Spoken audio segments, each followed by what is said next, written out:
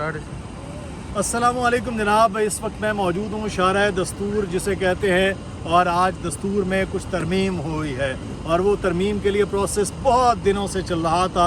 पहली अटैम्प्ट हुई सितंबर में, लेकिन सितंबर सितम कर रहा हुकूमत के लिए। अक्टूबर जो पाकिस्तान की सियासी तारीख़ में बड़ा ही अहम महीना रहा है हमेशा से, उसी अक्टूबर में मियां नवाज शरीफ की हुकूमत गई थी और इसी अक्टूबर में एक नई आइनी तरमीम हो गई है और पार्लियामान मज़ीद मजबूत हो गई है। इस पूरी कहानी में बड़े ट्विस्ट आए हैं।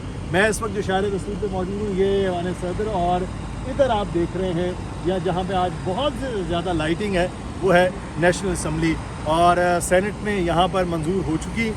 नेशनल असम्बली में होना है। जब आप वीडियो देख रहे होंगे तब तक शायद ये भी मुकम्मल हो चुका होगा। मुर्तज़ा हमारे साथ मौजूद है, सीनियर सहाफ़ी हैं, सारा दिन रिपोर्टिंग करते रहें। बड़ा यहाँ आज हल्ला गुल्ला रहा, अंदर बाहर लोग आना जाना, बहुत से लोग तो एक तवील अरसे बाद आए, मियां नवाज शरीफ साहब जैसे हैं। तो ये मतलब अचानक हुआ है, तैयारी हो गई थी, क्या था जो आपने सारा दिन देखा? असल में हल्ला गुल्ला आज कम था। मैं कल का ज़्यादा हल्ला गुल्ला देखता हूँ, क्योंकि कल 11 मुलाकातें हुई एक दिन के अंदर, जिसमें 7 मुलाकातें सिर्फ मौलाना फजल रहमान के साथ। यहाँ नहीं था ना, वहाँ था। कल यहाँ पे नहीं था, वहाँ पे था। और आज सिर्फ आप हैरान होंगे कि आज सिर्फ एक मुलाकात हुई है, और वो मौलाना फजल रहमान के साथ, वही जो PTI के वक्त ने प्रॉमिस किया हुआ था, सिर्फ वो मुलाकात हुई है। तो ये कल की मुलाकातों का जो समर है वो आज आपको यहाँ पे नजर आया। और एक मुलाकात ज़रूरी है, सनम वाला मामला था। यस, तो आज आखिरी मुलाकात थी ना।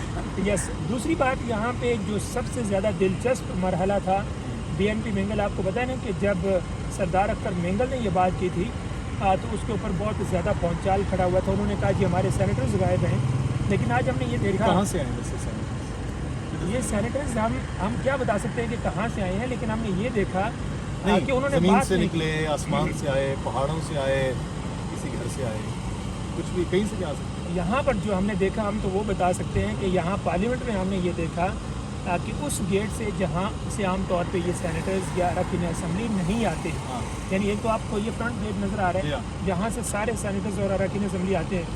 एक जो दूसरा गेट है जो पीछे है, जहाँ से आपके VIP यानी प्राइम मिनिस्टर आते हैं या कोई और VIP हो तो वो आते हैं। अगर सदर में भी इधर आना हो तो वो उस रास्ते को इस्तेमाल करते हैं। उस रास्ते को इस्तेमाल किया गया, तो उस रास्ते को इस्तेमाल किया गया। आज और VIP होंगे ना। और हैरान कुन तौर पे इतनी ज़्यादा सिक्योरिटी थी उनके साथ वहाँ पर ही, और वहीं पर ही हमारे जितने पार्लियामेंट्री रिपोर्टर्स हैं उनके साथ सिक्योरिटी आज लड़ भी रही थी, झगड़ भी रही थी।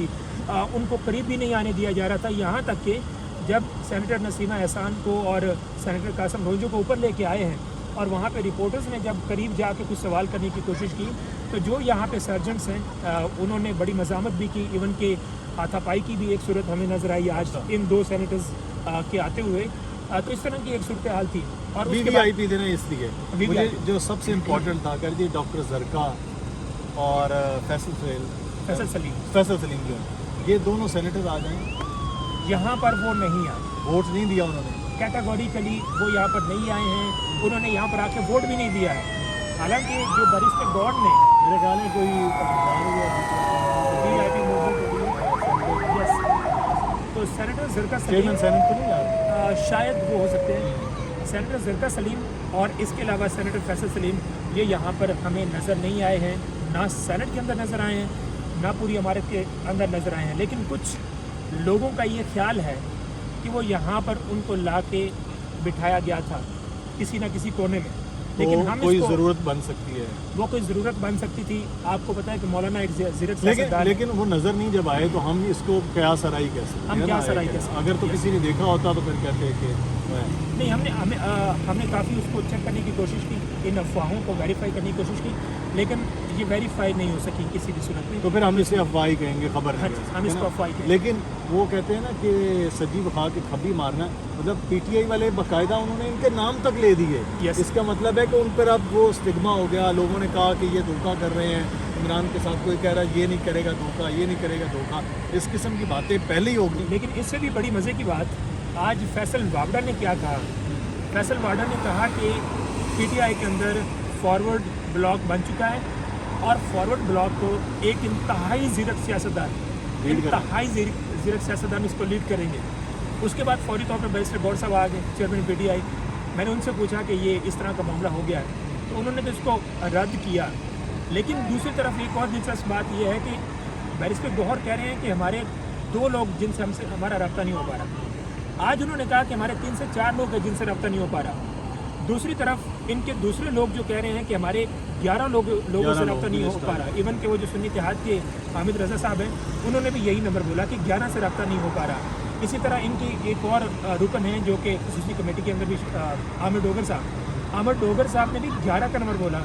लेकिन आज हमने देखा कि सेनेटर ज़रका सलीम और फैसल सलीम के नाम पे ये दोनों आ गए और उसमें सिर्फ इत्तेफाक कर लिया सारे उन्हें। मेरा ख्याल है वो 11 वाला ना, वो क्रिकेट में 11 खिलाड़ी होते हैं ना, तो शायद उस वजह से वो 11-11 का फिगर दे रहे थे। और अच्छा मुझे ये बताया कि नेशनल असम्बली से भी सेनेट में इतनी आसानी के साथ बिल पास हो गया, बाकी सेनेटर PTI के क्यों नहीं गए? सिर्फ 4 लोग गए, राजा नासिर अब्बास साहब भी गए, चले गए, अली जफ़र साहब भी की तकलीफ, बाकी लोग क्यों नहीं गए? मतलब आज शोर शराबा तो कर सकते थे अलग अलग, क्या इसके पीछे क्या हिकमत रखी? पाकिस्तान तहरीक इंसाफ की आज ये पार्टी पॉलिसी थी कि तमाम सेनेटर्स वो नहीं आएंगे। ये पार्टी पॉलिसी थी और बड़ी वाज़ेह तौर पे बता दिया गया था उनको। और साथ में उनको ये कहा गया था कि आपने छुपे रहना, आपने गायब रहना। और यहाँ पर भी आने का रीज़न हमें मालूम हुआ, ये इन्होंने ही बताया कि हमने क्यों नहीं उनको यहाँ पे आने दिया। तो उन्होंने कहा कि हमें डर ये था कि इनको यहाँ या तो यहाँ से गिरफ़्तार किया जा सकता है या यहाँ पे ही इनको तोड़ने की कोशिश की जा सकती है या कुछ और किया जा सकता है। तो इसलिए हमने वाज़ेह तौर पे हिदायत जारी कर दी है कि कोई भी सेनेटर या जो रुकन असम्बली है पाकिस्तान तहरीक इंसाफ का वो नहीं आएगा। सिर्फ 4 से 5 लोग, आज हमने सिर्फ 4 लोग देखे अपोजिशन के सेनेट के अंदर। और इसी तरह ही आपको सिर्फ जो 5 लोग नजर आप कवर करते रहे इतने दिन से, कल का तो बहुत ही भारी दिन रहा ना हर लिहाज से, आप इतने दिन कवर करते रहे, ऐसे लग रहा था कि मौलाना PTI के साथ और PTI मौलाना के साथ। आखिरी टाइम पे मौलाना ने स्ट्रोक मारा और वो आ गए इधर और उन्होंने हक में कर दिया। PTI बिल्कुल अकेली रह गई। ये आखिरी दिन का ही था या लग रहा था कि पहले कुछ न कुछ हो गया है PTI के साथ? देखिए, जहाँ तक बात है ना कि पाकिस्तान तहरीक इंसाफ की और मौलाना की, मुझे लग रहा है कि जो मौलाना के ये अमल भी है इसको भी पाकिस्तान तहरीक इंसाफ सपोर्ट करेगा। क्योंकि कल बानी चेयरमैन ने यही कहा कि मौलाना के साथ हैं और जो वो कर रहे हैं वो ठीक कर रहे हैं। यानी जो पहले सपोर्ट करे तो फिर वोट भी दे दें। बस देख लें ये इस सिचुएशन का रिजल्ट क्या निकलता है, इसके लिए हमें थोड़ा सा इंतजार करना पड़ेगा। क्योंकि पाकिस्तान तहरीक इंसाफ ठीक थी आपके ख्याल में? मतलब इतना कुछ था, इतनी चीज़ें थी, बहुत सी चीज़ें मनवाई जा सकती थी ना कि वोट के लिए भी, आईनी तरमीम के लिए भी हम साथ दे सकते हैं, लेकिन बहुत सी चीज़ें मनवाई जा सकती हैं। माना भी कुछ नहीं उन्होंने, मनवाया भी कुछ नहीं उन्होंने, और आईनी तरमीम भी होगी। मेरे ख्याल में पाकिस्तान तहरीक इंसाफ इसमें पीछे रह गई है, क्योंकि जो आईनी तरमीम होती है ये तो बहुत बड़ा मौका होता है। हाँ, अगर पहला जो मुसवदा है उसी को अप्रूव कराया जाता तो फिर तो पाकिस्तान तहरीक इंसाफ के लिए काफ़ी ज़्यादा ख़तरनाक चीज़ें थी। लेकिन आप देखें कि जिस तरह वो मौलाना ने ये कहा कि हमने काले सांप के हमने दांत तोड़ दी, और वाकई ऐसी सिचुएशन है। काला सांप कौन सा? बस पता नहीं कौन सा काला सांप है, लेकिन आप ऐसे काफ़ी ओपनली जो है वो सवाल करते हैं एकदम जो है ना। नहीं, मैं तो काला सांप कौन है वो एकदम डर लगना शुरू हो जाता है कि जितना वो ओपन। नहीं, मैं सोशल मीडिया में इसलिए पूछता हूं। काला सांप, मैंने कहा सफेद सांप भी, भूरा सांप भी, काला सांप इस वक्त चितकबरा सांप भी, डबरा सांप भी, सांपों की इतनी किस्में कुछ भी कह सकते हैं। काला सांप मौलाना फजल रहमान की अगर मैं सोच के वाले से कहूँ तो काला सांप वो किसी और कोई कहते हैं, वो अपने इन पुराने साथियों को काला सांप नहीं कहते हैं। मौलाना फजल रहमान के मुताबिक ये भी मजबूर है। और मैंने किसी जगह पढ़ा, उन्होंने कहा मौलाना फजल रहमान ने कहा काला सांप को मार दिया है। हाँ। तो कहते हैं इमरान खान का रंग तो सफ़ेद है, लेकिन इमरान खान को उन्होंने मार दिया क्योंकि इमरान खान सारी उम्र उनकी मुखालिफत की है और उन्होंने ऐसे निकाला है उनको। मैंने कहा यार ये देखें ना, किसी की सोच ये भी हो सकती है कि वो कोई लोग कह रहे हैं कि उन्होंने इमरान खान को कहा है। मैंने कहा ये देखें कहाँ से सोच सकते, मेरे ज़हन में नहीं आया। हम तो ये सोच रहे थे काले रंग का कोई आदमी होगा। एक सिचुएशन, एक एंगल, उसको उसके बारे में अगर सोचें तो बड़ा ज़बरदस्त एक एंगल है। आज सुबह मैंने कुछ पोस्टें देखी सोशल मीडिया पे, मौलाना फजल रहमान के लिए कुरान खानी लोगों ने की है, पाकिस्तान तहरीक इंसाफ के लोगों ने उनके लिए दुआएं की हैं, उनके लिए उनकी लंबी उम्र की दुआएं की हैं आज। लेकिन अभी मैंने कुछ पोस्टें देखी हैं जब ये अप्रूव हो रही थी, तो वही लोग जो कुरान खानी कर रहे थे, जो मौलाना की ज़िंदगी के लिए दुआ कर रहे थे, और साथ में ये कह रहे थे कि मौलाना के चेहरे पे नूर भी सिर्फ इस वजह से आया, गाल खानी कर रहे हैं। और अभी गालम गलोच, अभी वही जो कुरान खानी कर रहे थे, दुआएं कर रहे थे, अब वो मौलाना फजल रहमान के ऊपर तनकीद कर रहे हैं और वो उनका वो है। बहरहाल शुक्रिया आपका। अभी चलते रहेंगी चीज़ें, आपको बताते रहेंगे। और इस्लामाबाद में जो हल्की हल्की सर्दी है उसके असरात इसी वजह से हो गए हैं कि अब सियासत भी थोड़ी धीमी हो चुकी है। जनाब आपको अपडेट मुसलसल करते रहेंगे इस हवाले से, देखते रहिएगा।